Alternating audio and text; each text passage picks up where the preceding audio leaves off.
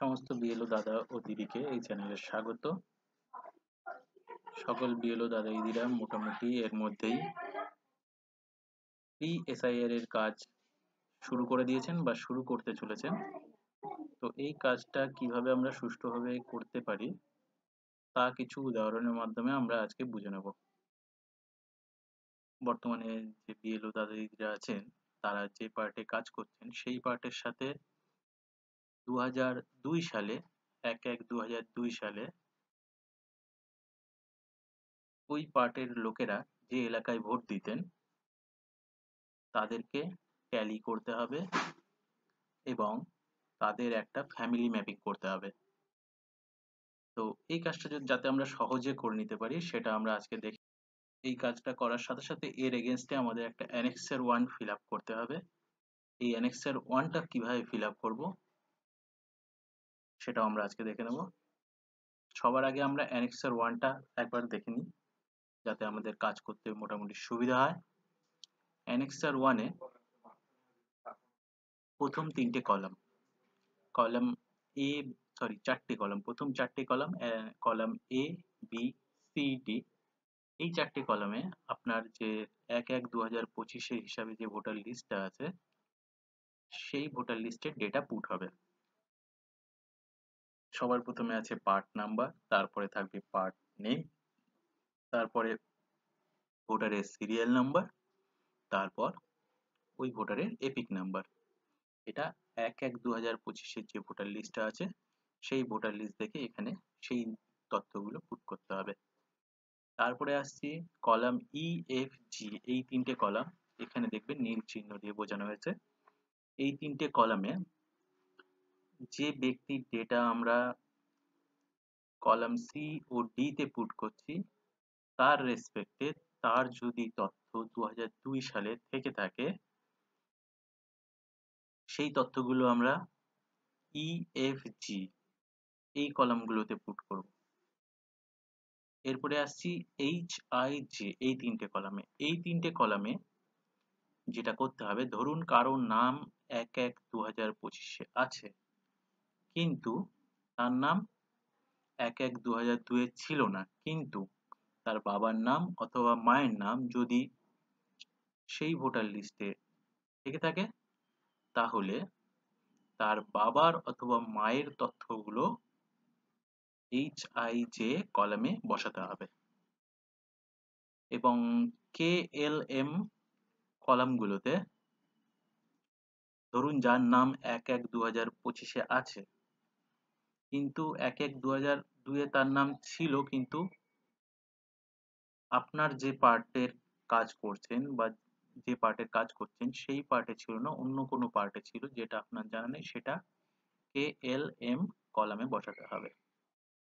আপাতত আমাদের কাছে যা খবর আছে সেই অনুযায়ী এই KLM কলামগুলো এখন ফিল আপ করতে হবে না। এখন শুধুমাত্র যেটা বলা হয়েছে যে আপনার দুটো ভোটার লিস্ট বা দুটো ভোটার লিস্টকে ট্যালি করে যে তথ্যগুলো সহজে পাওয়া যাচ্ছে সেগুলো মোটামুটি যে পর্যন্ত কলামে ফিল আপ করে সাবমিট করতে হবে। আরো সুষ্ঠুভাবে বোঝার জন্য আমরা মোটামুটি একটা ভালো উদাহরণ নিয়ে নিই। তো দেখুন এখানে আমরা দুটো ভোটার লিস্ট নিয়ে নিয়েছি, একটা 1/1/2025 অনুযায়ী আর একটা তার রেসপেক্টে যে 1/1/2002 ভোটার লিস্ট, সেটা আমার রয়েছে ডান দিকে এবং 2025 ভোটার লিস্টটা রয়েছে আমার বাঁ দিকে। এবং কিভাবে এই তথ্যগুলো আমরা অ্যানেক্সার 1-এ তুলবো সেটা একটু দেখে নিই। যেমন 1/1/2025 ভোটার লিস্টে প্রথম নামটা হচ্ছে শিবদাস ঘোষ। তো এই নামটা আমি যদি 1/1/2000 লিস্ট 1/1/2002 এর লিস্ট খুঁজতে চাই তাহলে দেখতে পাবো একটু নিচে নেমে গেলে 18 নম্বরে সেই নামটি রয়েছে। তাহলে দেখুন আমরা এখানে কি করেছি, আমরা এখানে প্রথম রোতে ওই 1 নম্বরে থাকা ব্যক্তি, এখানে সিরিয়াল নাম্বার লিখে নিয়েছি 1 এবং তার যে ভোটার আইডি কার্ডটা 1/1/2025 অনুযায়ী সেটা এখানে আমরা নোট করে নিয়েছি। এবং এর রেসপেক্টে ওই ব্যক্তির 1/1/2002 এ যে নামটা ছিল দেখুন 18 নম্বর সিরিয়ালে রয়েছে সেম ব্যক্তির নাম। তাহলে আমরা এবং তখন এই পার্টটি ছিল, এই যে নামটা আমরা যে পার্ট থেকে পেয়েছি সেই পার্ট নাম্বারটাও এখানে আমরা তুলে নিয়েছি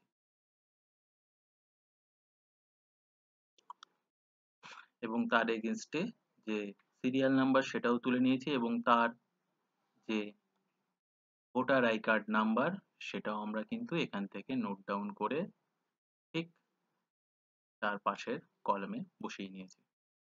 তাহলে এই ব্যক্তির ক্ষেত্রে কিন্তু এইখানেই কাজ শেষ। এরপর আমাকে আর কোনো কলাম ফিল আপ করতে হবে না। বোঝা গেল? তো এরপরে আসি 1/1/2025 2 নম্বরে থাকা ব্যক্তিটির ক্ষেত্রে। তো 2 নম্বরে যে ব্যক্তিটি আছেন তার আমরা ভোটার আই কার্ড আর সিরিয়াল নাম্বার তুলে নিয়েছি। এই ব্যক্তির নাম কিন্তু 1/1/2002 এ ছিল না এবং এটা আমরা একটা খুব সহজেই কিছু কিছু ক্ষেত্রে পেয়ে যাবো। যেমন দেখুন এই ব্যক্তির বয়স 1/1/2025 এ 41 বছর। যদি আমরা 23 বছর বাদ দিই তাহলে এই ব্যক্তির বয়স মোটামুটি হচ্ছে 18 বছর। 18 বছরে নাম উঠে যাওয়ার কথা বা অনেক সময় 18, 19, 20 বছর বয়স হয়ে যায়। তারপরে অনেক ব্যক্তি নাম তোলেন ভোটে, সেটা তাদের ব্যক্তিগত ব্যাপার। তো এই ব্যক্তির কোনো কারণবশত তখন হয়তো তোলেননি বা তারপরে তুলেছিলেন নাম। তো যেহেতু ওনার নাম নেই তাহলে দেখুন ওনার বাবার নাম কিন্তু 1/1/2002 এর নামটা ছিল। তাহলে আমরা কি করলাম, ওনার বাবার যে পার্ট নাম্বারটা 1/1/2002 এবং সিরিয়াল নাম্বারটা নোট করে নিয়েছি এবং ওনার বাবার যে ভোটার কার্ড নাম্বারটা সেটাও আমরা এখানে নোট করে নিয়েছি। তাহলে এই ব্যক্তির ক্ষেত্রে এইখানেই আমার খালি HIJ এই 3টে কলাম ফিল আপ করতে হলো, বাকি কোনো কলাম ফিল আপ করতে হবে না।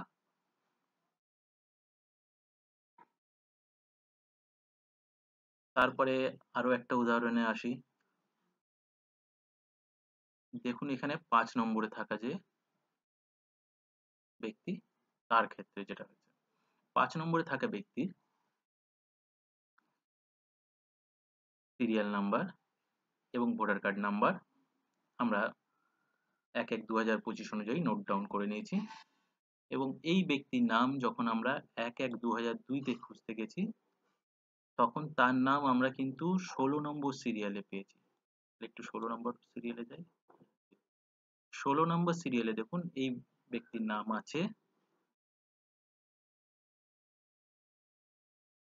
কিন্তু এর এগেইনস্টে যখন আমরা ভোটার কার্ড নাম্বারটা খুঁজতে গেছি এখানে কিন্তু ব্ল্যাঙ্ক ছিল। যেহেতু ভোটার কার্ড নাম্বার আমরা পাইনি সেহেতু আমরা এখানেও কিন্তু যখন আমরা রিপোর্টিং করছি সেখানেও আমরা ব্ল্যাঙ্কই রেখেছি। বোঝা গেল? আর একটা এক্সাম্পল আমরা দেখে নেব। দেখুন এখানে আমরা 3 নম্বর এবং 6 নম্বর 1/1/2025 যে 3 নম্বর এবং 6 নম্বর এবং 8 নম্বরে যারা আছেন, 3 নম্বরে যিনি আছেন, এরপরে 6 নম্বরে যিনি আছেন এবং 8 নম্বরে যিনি আছেন, এদের কিন্তু 1/1/2025 এর লিস্টে নাম আছে কিন্তু এদেরকে আমরা কোনোভাবেই 1/1/2002 এর যে লিস্ট আছে সেখানে ট্র্যাক করতে পারিনি বা তাদের নাম 1/1/2002 এর লিস্টে ছিল না এবং এদের বাবা বা মায়ের নামও 1/1/2002 এর লিস্টে ছিল না। তো তার জন্য আমরা এই নামগুলোকে সম্পূর্ণভাবে বাদ দিয়ে গেছি এবং এদের আমরা কোনো ডেটাই বা কোনো তথ্যই আমরা কিন্তু নোট ডাউন করিনি। বোঝা গেল? তো মোটামুটি এইভাবেই আমাদের ফিল আপ করতে হবে সমস্ত কিছু এবং এখানে আমরা 10 খানা মোটামুটি ডিটেলস তথ্য ফিল আপ করে নিয়েছি। তো আপনাদের যদি কোনো কোয়ারিজ থাকে আপনারা কমেন্ট করতে পারেন। আমরা চেষ্টা করব সমস্ত কমেন্টের যথাযথ উত্তর দিতে। ধন্যবাদ।